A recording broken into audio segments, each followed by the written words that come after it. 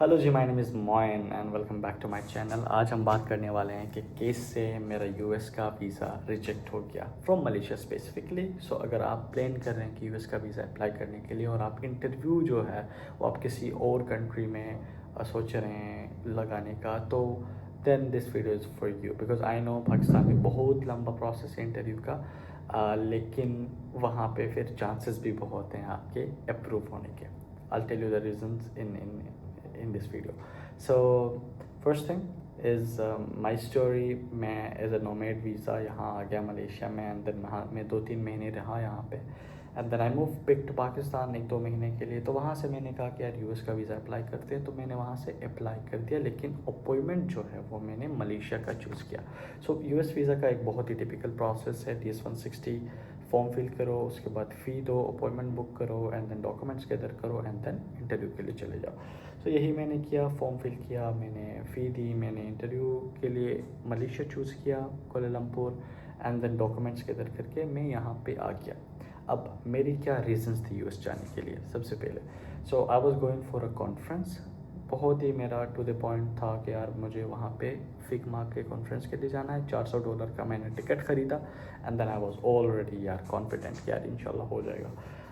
But मैं जब तक यहाँ आया तो बहुत सारी चीज़ें चेंज हो चुकी थी। कुछ पॉलिटिकल रीजंस थी, आपको पता है ट्रम्प के आने के बाद काफ़ी वीज़ा रिस्ट्रिक्शंस थी, और उसके बाद मुझे यहाँ पे जो प्रीवियस लोगों ने अप्लाई किया था उन्होंने फिर मुझे बताया कि पहले ही मुझे बताया कि यहाँ पे जो भी इंटरव्यूअर हैं जो मलेशिया में होते हैं, किसी भी कंट्री में होते हैं, वो उस कंट्री के हिसाब से ट्रेंड पे होते हैं कि यार वहाँ के लोग कैसे हैं, वहाँ के लोगों का नेचर कैसा है, उसी हिसाब से वो आपको इंटरव्यू करते हैं। तो अब सबसे इम्पोर्टेंट यूएस वीज़ा के लिए होते हैं आपके रूट्स। आपके रीज़न तो इम्पॉर्टेंट होती है जो आप जिसके लिए जाते हैं, लेकिन उससे भी इम्पॉर्टेंट होते हैं आपके रूट्स कि यार क्या रूट्स हैं जिसकी वजह से आप वापस आएंगे।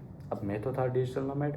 अब डिजिटल नोमैड के क्या ही रूट्स हो सकते हैं? हम एक रिमोट कंपनी के लिए काम करते हैं, but still I explained यार I have a business back home in Pakistan and I'm living here, and then I'm going for a design event, I'm a designer वगैरह वगैरह, मेरी एक ऑनलाइन एजेंसी है, blah blah blah and everything. But still उन्होंने मुझे जो rejection का पर्चा था वो मुझे दे दिया। सो रीजंस यही निकल के आती हैं कि यार आई couldn't able to prove my roots here in Malaysia। मैं कर भी नहीं सकता था क्योंकि मेरे कोई रूट्स नहीं थे यहाँ पे, और कोई भी यहाँ पे अगर as a visitor as a traveller आता है तो वो भी प्रूफ नहीं कर पाएगा कि उसके क्या रूट्स हैं। वो रीज़न जितना भी सॉलिड हो, जितना भी वैलिड हो, वो इसी चीज़ को देखेंगे कि यार ये यहाँ से जा रहा है तो यहाँ वापस आएगा या नहीं आएगा, क्योंकि उनको नहीं पता कि पाकिस्तान में आपके क्या रूट्स है, क्या डॉक्यूमेंट्स है, क्या चीज़ें हैं, सारी चीज़ें।